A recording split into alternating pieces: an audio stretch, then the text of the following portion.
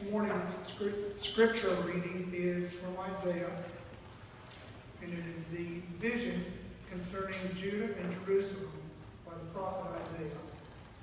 It is chapter 1, verses 12 through 20. When you come to appear before me, who has asked this of you, this trampling in my courts? Stop bringing meaningless offerings. Your incense is detestable to me. New moons, Sabbaths, and convocations, I cannot bear your evil assemblies. Your new moon festivals and your appointed feasts, my soul hates. They have become a burden to me. I am weary of bearing them. When you spread out your hands in prayer, I will hide my eyes from you, even if you offer many prayers. I will not listen. Your hands are full of blood. Wash and make yourselves clean. Take your evil deeds out of my sight. Stop doing wrong. Learn to do right. Seek justice. Encourage the oppressed. Defend the cause of the fatherless. Plead the case of the widow.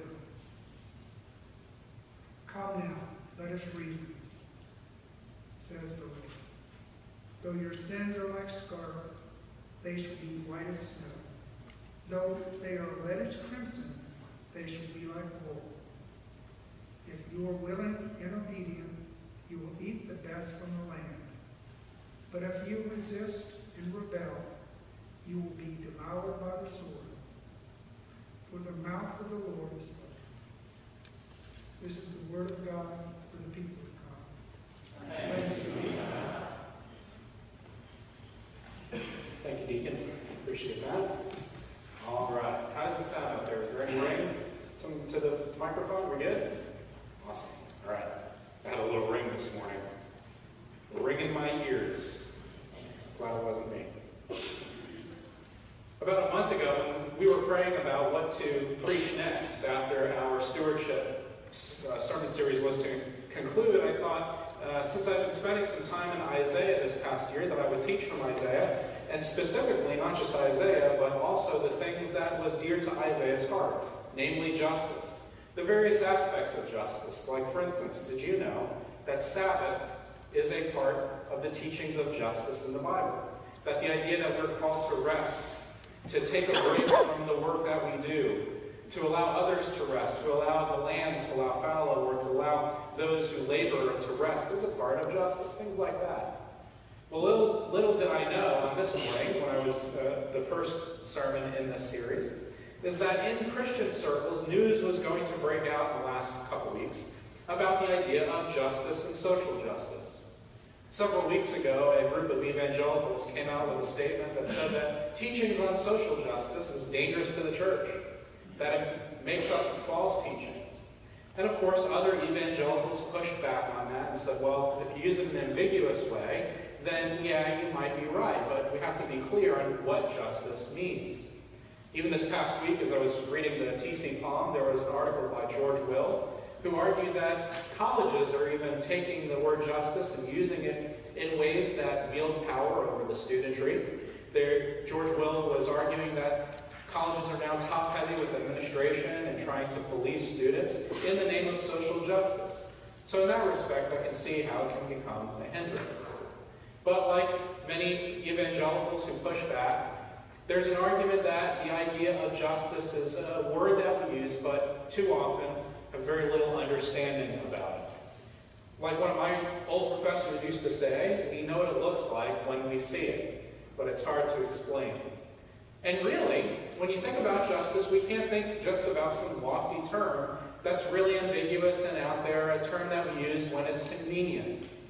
And many of us, when we think of justice, think of, for instance, the judicial system, with judges and lawyers who argue cases and try to make things right and bring crimes to bear in order for the consequences or the various ways of arguing those crimes comes about. So on the one hand, if you think of justice in an ambiguous way, it really doesn't get you anywhere other than squabbling and debating in the media. But if you're too specific about justice, then you miss the mark. And since we're not all called to be judges and lawyers, we have to understand what justice means from the biblical perspective and from a biblical point of view. Now, for me, justice is not this lofty ideal, but rather a term that's rooted in the earth. It's something that we do every day, even if we don't know we're doing it, by trying to play fair and play by the rules, by trying to make things right and working hard, by trying to pay people what they're worth and trying to earn money in our own little way. It's closer to our daily lives than we sometimes think. And in many ways, justice is simply a matter of being at home with who we are, but also making others feel at home in our midst. It was poet Mary Oliver who once said that we are constantly trying to strive to live among the stars when what we really have to do is simply be at home in our own living room. And really that's what justice is all about. It's being grounded in the understanding that what we do makes a difference, and that the faith that we proclaim to follow needs to inform who we are as people and needs to transform not only who we are as individuals, but needs to transform the church. That the church might be a transformative agent in the world and might join God at work in the world on a mission, not only to proclaim the good news, but to show how the good news of the gospel makes a difference in the lives of those with whom we interact. And you don't have to be a superhero to do this. This usually happens in our daily life in many little ways. I'm reminded of, for instance, of the family spoken about in the New York Times several weeks ago by the name of Rob and Diane Perez, who had a restaurant, and simply by owning a restaurant saw the impact and the negative consequences that addiction had on their employers or their employees. Within a matter of 10 years, they lost 13 employees to addiction, either opioid addiction or some other form of addiction. And this made such an impact on their business and on their personal lives that they started to partner with local rehab facilities in order to bring people who were fighting addiction and trying to go through rehab into their workplace and try to make a place that was therapeutic, that would allow people to cook and find meaning in their life in order to wage a battle against addiction. Nothing grand. You don't need a cape. Just an idea that inspired people to take action within their local community. Or I'm reminded of a student in Princeton Seminary over in New Jersey who befriended someone who was in jail through happenstance in a jail ministry and realized that the person whom he befriended was claiming that he was innocent.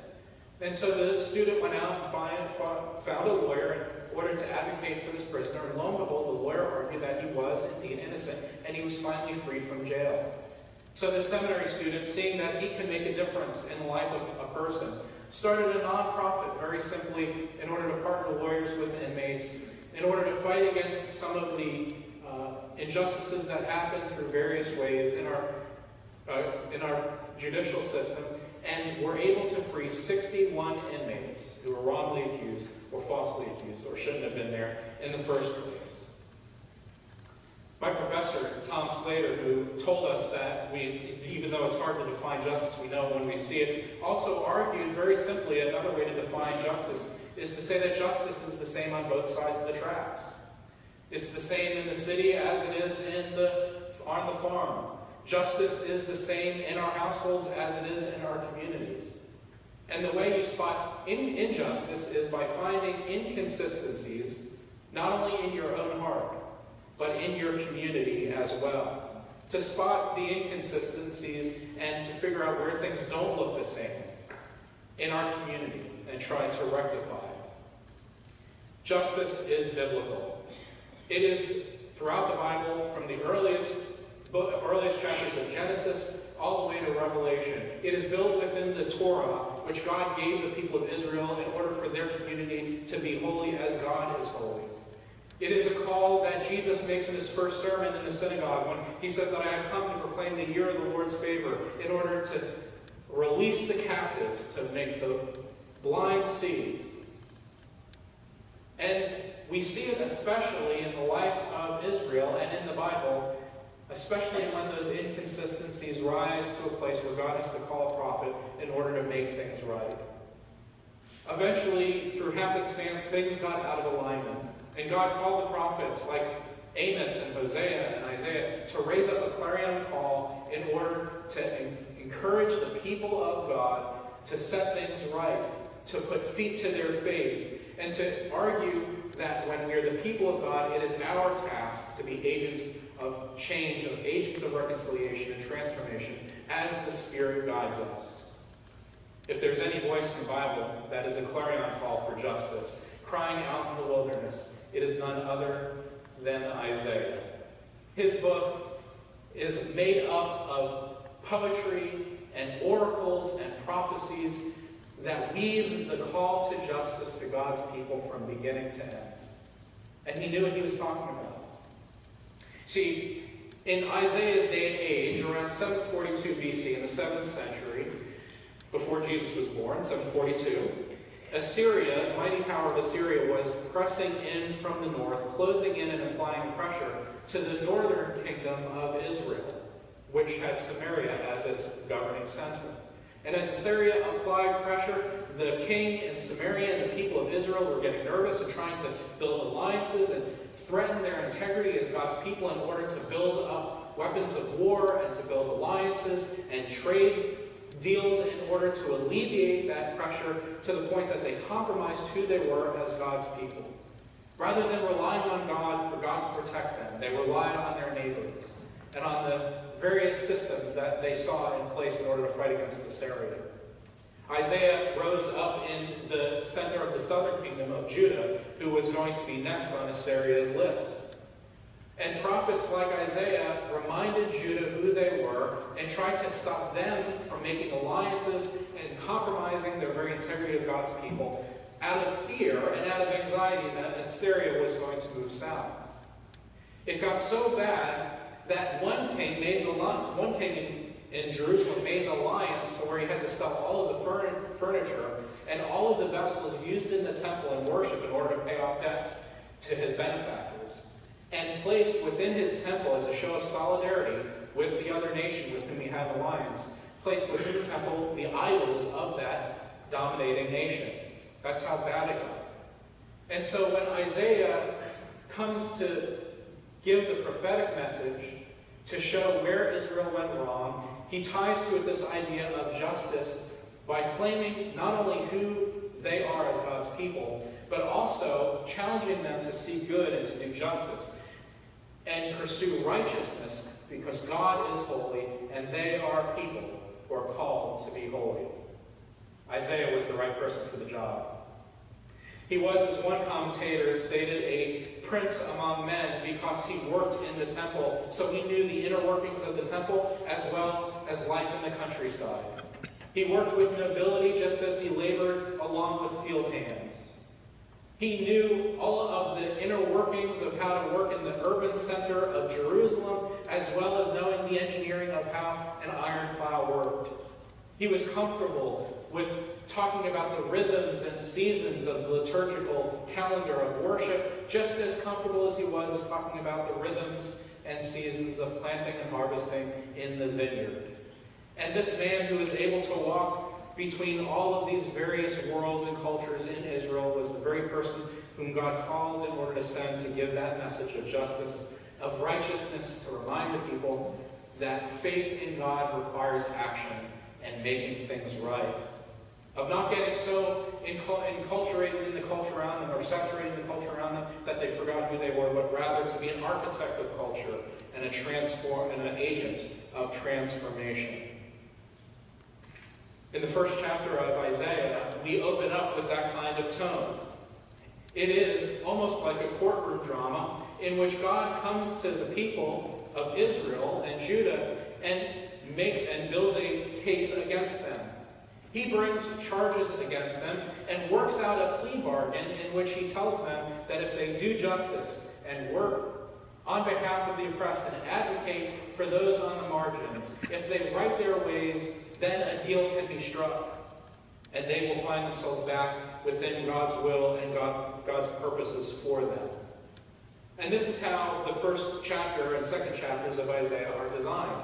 It moves from indictment to instruction, from an invitation to a warning and challenge that they need to heed God's voice in order to right their ways and bring things back into alignment in order to spot the inconsistencies between what their faith tells them about who they are in God and the things that threaten their integrity as a people in order to make things right and bring those together.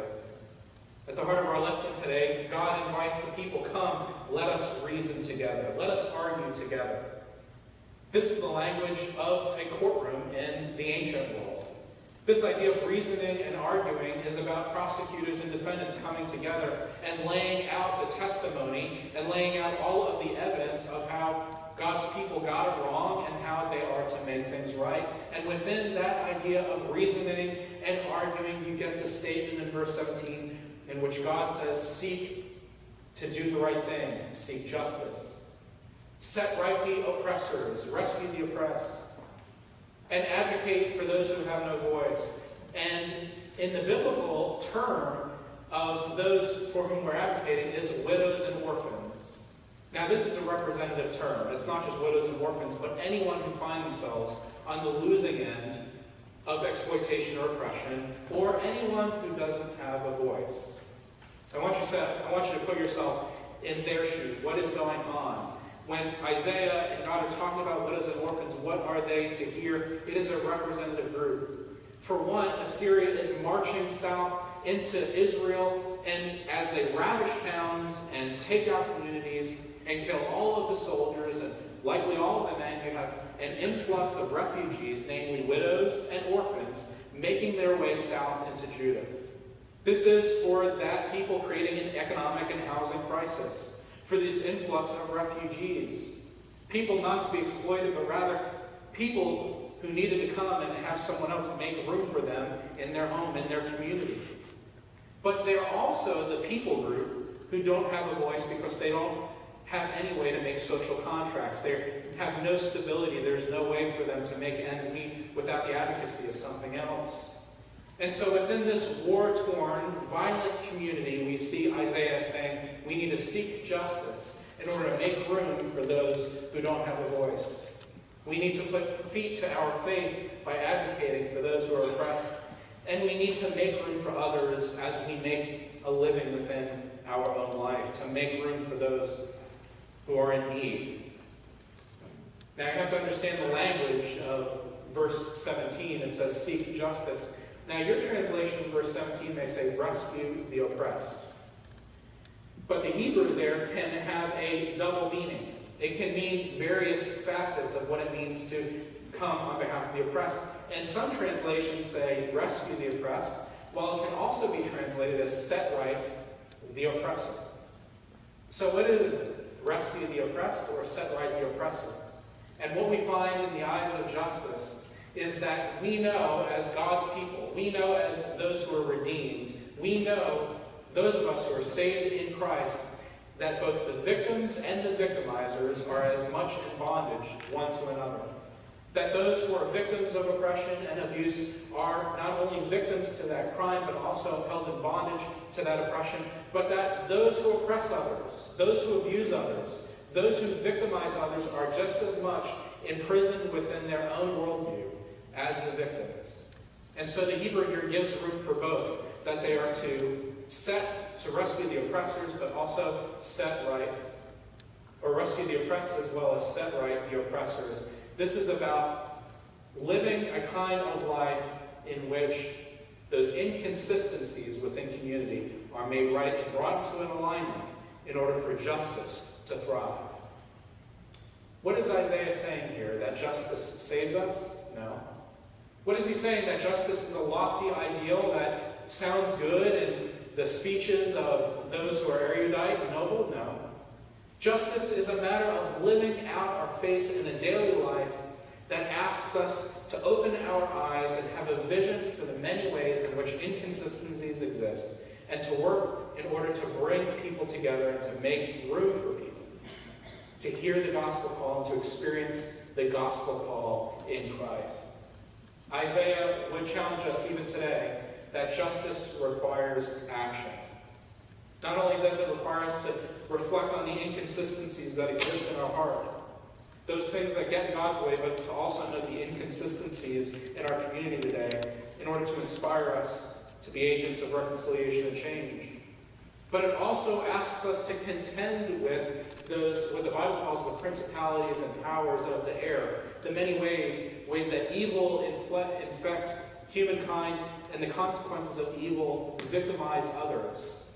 And so we find here that the word for justice, in one Hebrew root meaning of that word, is the word to contend with, or to wrestle with. Is that me?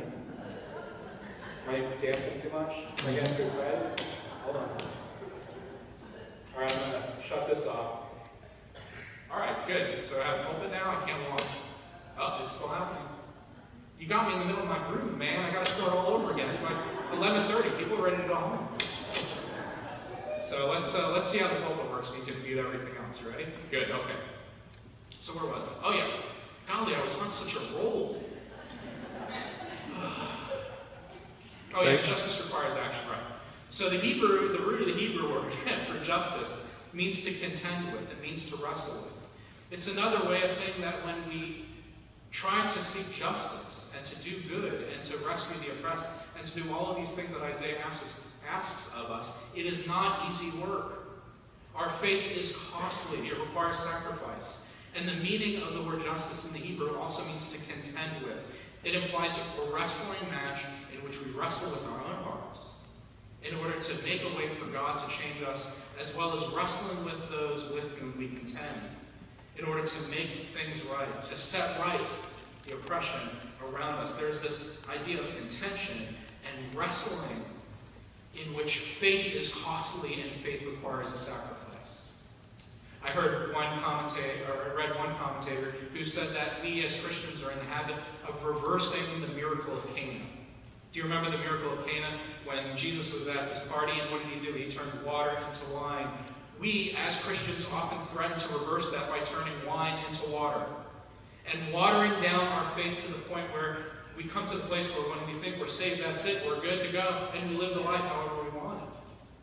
But when we refuse to water down the gospel, we see that the full power of the gospel calls us as people of action to contend with the powers of oppression and exploitation in our midst, to make relationships right, and to battle against the inconsistencies within our own heart, as well as within the communities in which we live. So I think some of the evangelicals who give caution against social justice are correct, that there is a challenge to not make justice the end-all and be-all of salvation. Works righteousness does not save us. It is only by God's grace that saves us.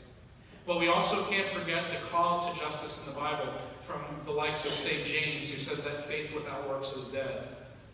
You see, us separating faith and works is not the Bible's problem, it's our problem, because we want an easy faith that doesn't cost us anything.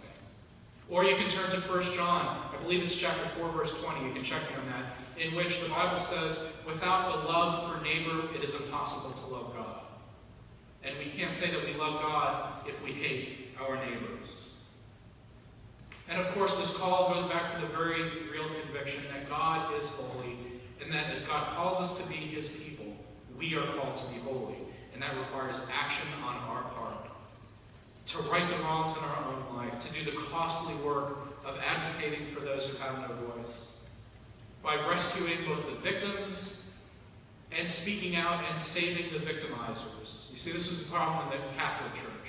The Catholic Church not only ignored the victims in the many years of exploitation, and not just the Catholic Church, this is in many church denominations, from the Catholics all the way to the Boy Scouts, in which when we ignore the victims and we ignore the victimizers, then we haven't put feet to our faith. It's about turning water into wine in order to see the sacrifice and cost, not only of Jesus' own life and giving himself for us, but also giving himself for us so that we will be empowered to liberate others and to bring freedom to others, and to have a faith that is active and, though costly, makes a difference in the world.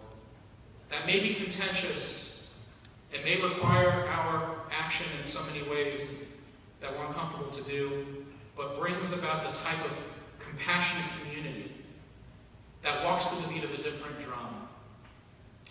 On Wednesday nights, we're talking about the Great Commission, and one of the things we say is that the difference between being a Great Commission Christian and not is simply being courageous enough to have conversations that make a difference. Spiritual conversations that get the heart of things with people that need to have those conversations, and being people who make a difference in the world, so that God's intentions for creation may continue to come about as we participate in what Paul says in 2 Corinthians chapter 5 as agents of reconciliation, knowing that God has reconciled us unto himself through the costly sacrifice of his one and only Son.